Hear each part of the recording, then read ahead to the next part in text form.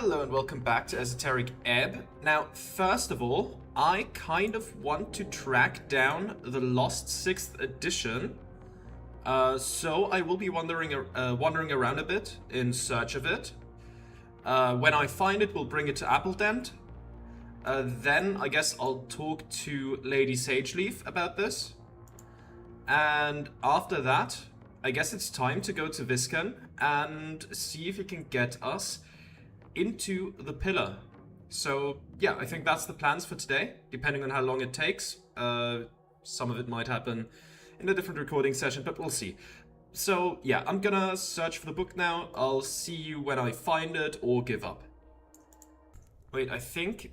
Didn't this guy talk about all the rats that we had to collect? I think I have 5 now. Let's quickly talk to him. The hulking beast looks at you with a deep hunger. Your gut biome quivers. Oh, yes, I have captured all the rats, Cried. Hand them over to the monster one by one. Cried did not ask. As the beasts speak, the rats rush from your grasp. One after another. The 5 rats immediately rush to crawl all over and around the beast. Wait, that's why you were running around talking to rats? I figured you'd want them to hang out with you. The beast stares at the 5 happy rats. Cried does not care, but it does remind Cried. The hulking monster grabs something from behind a crate. A decapitated head, that of a massive bird-like creature. He tosses it to you. Basilisk trophy. Ugh, that smell. The scent is strong. That can't be good for your image. Local catch? Yes. Gravity chicken got caught. Cried eat all. But cleric can have trophy. Cried offer assistance. Gravity chicken? Now Cried will feast with many gay rats. Make them grow big and strong. It is true. The rats are now quite happy. Okay, nod your head and leave. Let's take a look at the basilisk's head, see what we can do with it. There it is. Gives strength and constitution, plus but -2 charisma. This is the head of a basilisk, a typical Ascani predator, ranging in size from large dogs to small houses. Looking into its eyes causes you to petrify, so don't. Okay. Well, that's something. I'll continue my search. Ah, we can try this again. With advantage. +3 from enhance ability, plus a +1. You know what? I will quickly change into some intelligence gear. Just to make it more likely. There we go. What does give me intelligence? I will take this. So my intelligence is now 14. That has intelligence attached to it. This also does give me intelligence. Oh, this also gives me intelligence. And this gives me intelligence. Okay, I feel like we've got a pretty good intelligence build going. This is minus, this is minus. This is plus, but not +2. I would need a +2. Anything other than a +2 will not be enough. Okay.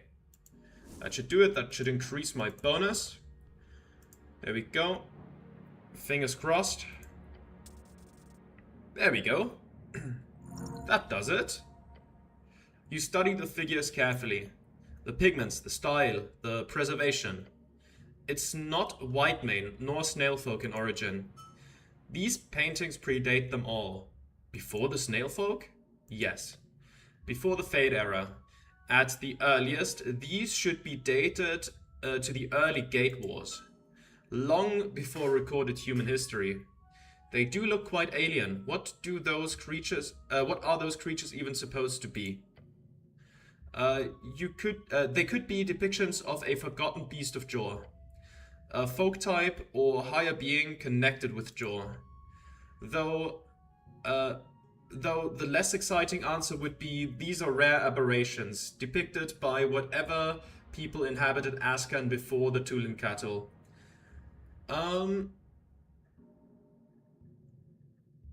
I choose to believe these are super interesting alien artwork that just happened to be left here below the city.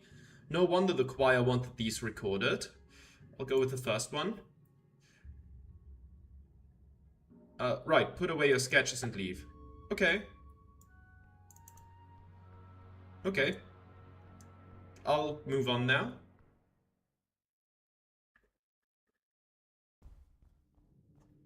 Wait, you can find something interesting upon its petrified surface. Okay.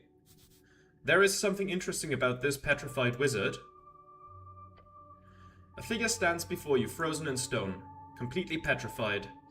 Their arms are raised defensively, hands covering their face. A posture of pure terror.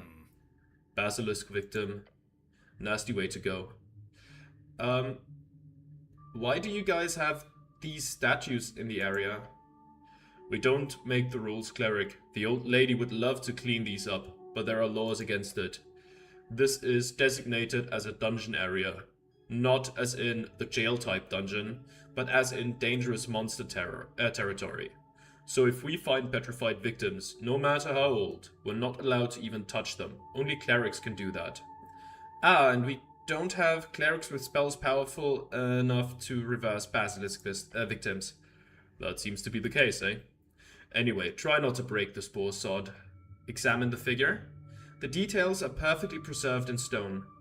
Every fold of fabric, every strand of hair. Petrification captures everything in the moment of death. Look at the robes. Ornate robes with arcane embroidery. A wizard. The style is old, decades, maybe longer. From the arcane era by the looks of it. Look closer at the cloak. Interesting. There is a rectangular shape pressed against their chest. A book clutched beneath the robes.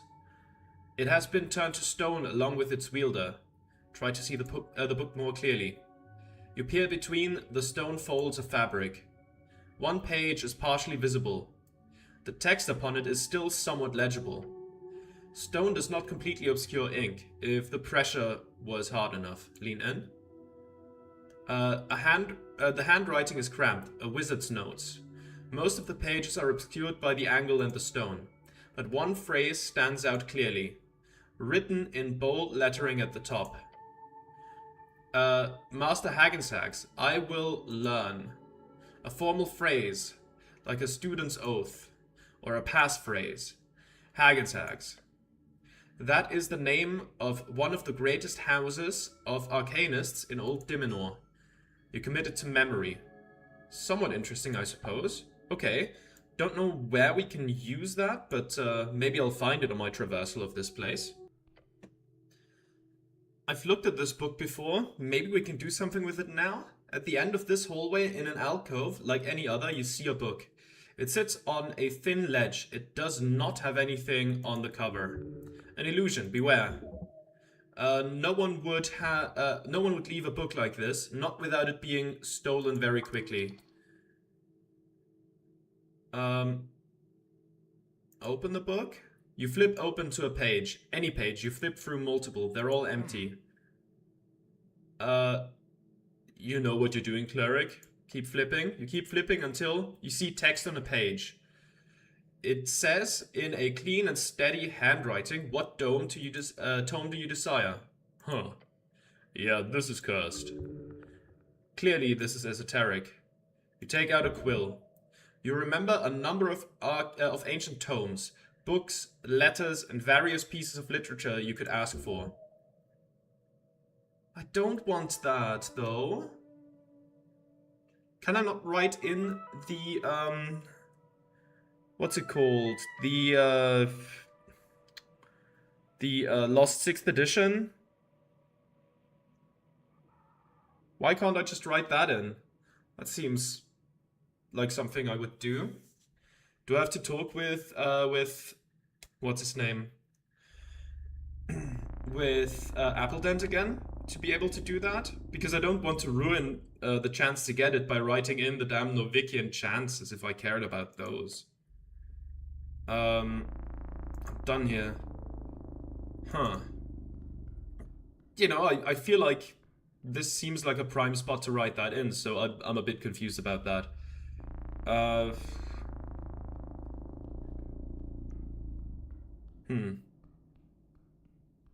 I'll talk to Appledent if after that I still can't write in the Lost 6th edition. Then I suppose I'll just write that down so I get an additional book. There we are. Let's quickly see if we can do something more here. He waves a hand in front of him. Life is pain. Now, what do you want? Where did you say I should look for this book you needed? He leans in. 120 feet. He points below to the floor. Straight down in the city below. That is where the diviner saw it. How it got there, who knows? What about gender swapping? Ah, the great fluidity of bodily life. There's a bunch of laws about it. Polymorphic stuff. I don't really care. Really, it's more interesting to ask, what is the spectrum Jaw set up for us? When someone drinks one of these hip mirror gender potions, as they're called, they don't really give you an ideal body. Like, you'd imagine a kind of trashy, unkempt, born male would drink it and turn into a hot young woman. But that is not the case. The esoteric nature of it does create a sort of perfect mirror of the original drinker. So if the drinker was kind of slouchy and not so fit, the opposite gender version would retain those features along with any aesthetic unfortunalities. He laughs. I would obviously be a not so great looking woman myself if I were to guess. But anyway, one of the things our draconic arcanist overlords did for us in the last era was discover and calculate the fact that this switch is absolutely not a binary. In biology, it somewhat makes sense. One either has or does not have the overarching male or female practicalities. Tits or cock, you know? But when you look on the inside, in your mind, it turns out there is an entirely other calculation happening on the spectrum of masculinity to femininity. Why can't I speak today? The answer is because it's really hot right now, and I can't have my fan on because it would blow into the microphone. But yeah, masculinity to femininity, or vice versa. And this is no binary, and while it is highly correlated with your body, it is not aligned exactly. That is how you have, as I'm sure you've met in your life, highly feminine men and highly masculine women. The more extreme ends here are absolutely statistical anomalies, but they are still very much real. You're saying it's complicated? Yes, somewhat. The most interesting part is, this mental gender spectrum state we all find ourselves on, they appear fixed. At some point during childhood, it is determined exactly where you find yourself on how manly or womanly you end up being as you grow up. And Jaw, I do not believe he came up with this. I believe he simply modeled strings to follow the same patterns as the rest of reality. His structure allows us to see this precisely. And when a person drinks a mirror gender potion, their physical binary existence is flipped, yes, but their mind, it does not move one bit. If you're a man, you drink the potion, you come out being a man in a woman's body. But what if you are the world's most feminine man? You would be the world's most normal woman in a woman's body. Same with a masculine woman, she would become no different in mind and body from the average man if she drinks it. Our statistics show that something like 90% of people lie on the bodily correct side of this spectrum, and only a few percent are somewhere close to the average on the opposite side. So while some So while some bitch and moan about, oh, this is trickery and fakery if one were to switch out their bodily reality and so on, it seems to be just a question of some people wanting the bodily reality to conform to their position on the spectrum. Of course, some people do it just for kicks and bonus, but that I see as just the spirit of curiosity and wonderful debauchery. And don't get me started on sexuality. That is an entirely separate but highly connected and of course, can of worms.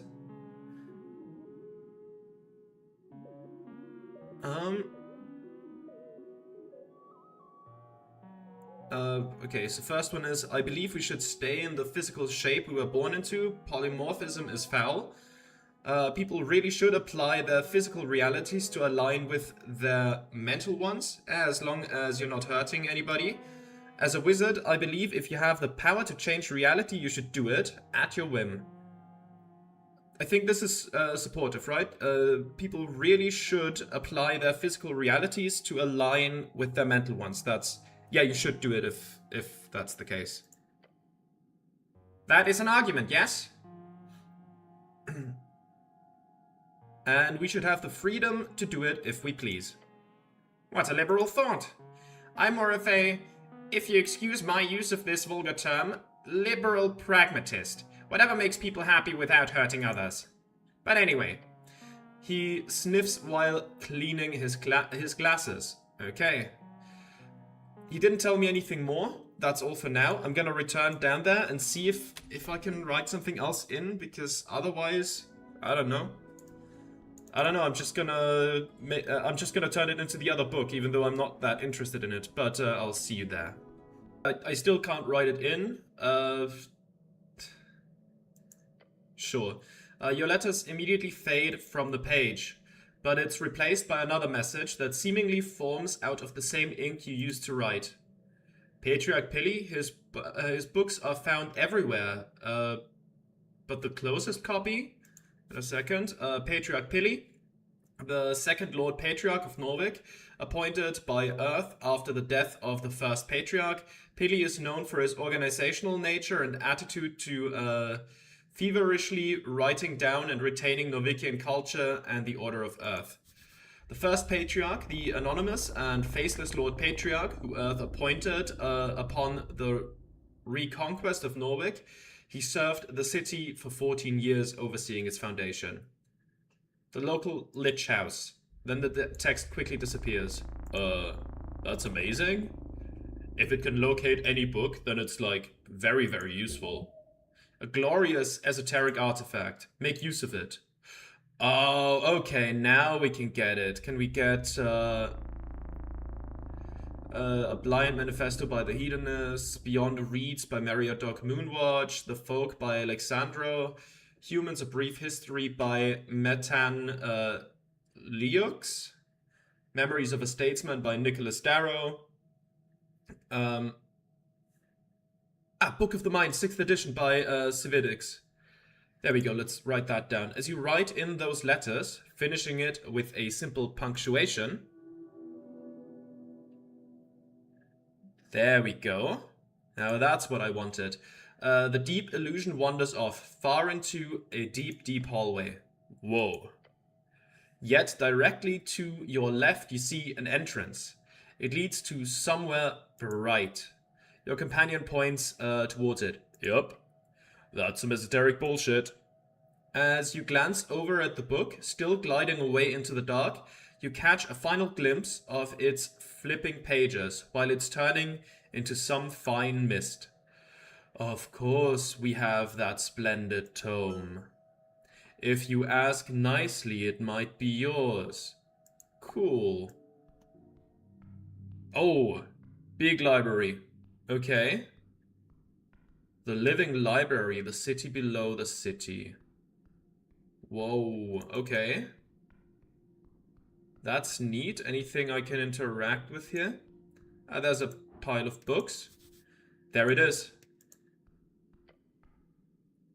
Among all the ancient tomes and scriptures, each holding a world of knowledge inside, the one you seek is here, right on the ground.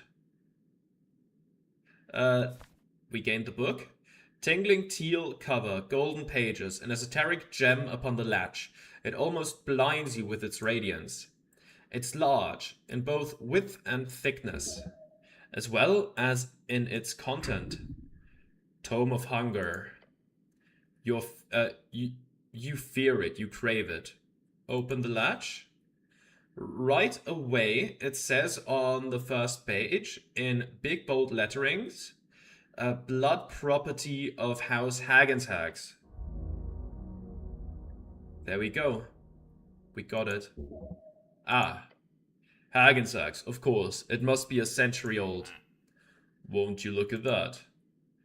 The book Appledent wanted, quest complete. Or rather, he wants to see the sizable foreword, taking up the first dozen pages of the book. The scholar will be glad once you deliver it. If the upper class could be encapsulated into a single tome, I think it would look like this. This was easy, too easy. Look around. Hold on, there's something. What's up? You will cease.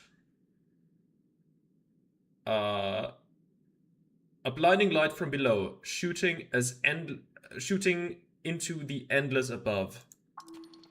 Behind you, turn around. At the center of the strange spiral abyss, floating, your eyes adjust to catch a glimpse of one surreal shape. A glorious spectral delight. Who are you? Identify yourself. We are the many pages, all words. We see you. I'm not allowed to take the book, I presume? A true statement. The string is in motion. While the library shakes lightly at the tone of this esoteric entity's voice, you do feel there is no immediate threat here. That, however, could change quickly. Interesting. Tell me more about yourself. We are the living library, that which roams the walls, the fields, the phrase of Eomestra. Built upon words of all, the words of those who spin the yarn, yet do not thread the string. It speaks through a filter, as if it is translating its words directly from an ancient tongue. Eomestra? The local apprentice, the one who melded with the stone. One of the 8, how fascinating. Does that mean the Ascan apprentice is stuck in the foundation of Norwich? Such clear and effective communication. This esoteric being is instructed to speak only what it knows to be true. Perhaps it knows only what the books around it knows? Can you see the strings of jaw? We are one with the string. What's the rarest book you've got here? Rarity is a trait determined by the beholder. But, which book can't be found anywhere else?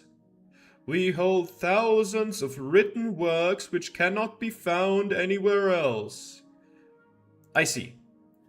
You do not. You expect an answer. That is true. We hold 3 tomes, each of which holds a level of uniqueness and universal desire among the populace of this plane that they can be considered the most rare copies in the collection. 16 Lessons of Chronomancy by Chronomancer. The Codex of Ultimate Wisdom by assorted authors. And a copy of the Vulgata by Saint Jerome. Vulgata, a lost religious text originally passed down within the ranks of the Order of the First Knights in Old Diminor.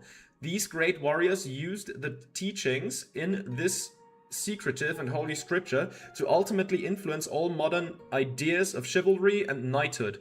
All copies were said to have been destroyed when the order disbanded. The Order of the First Knights. When you picture a knight, a holy warrior acting as the moral cornerstone of any number of civilizations in Old Dimenor, this is where it all began. The First Knights sadly disbanded during the early Coast War, but their ideals still live on to this day. Even your Earthguard armor is directly based on their famous designs.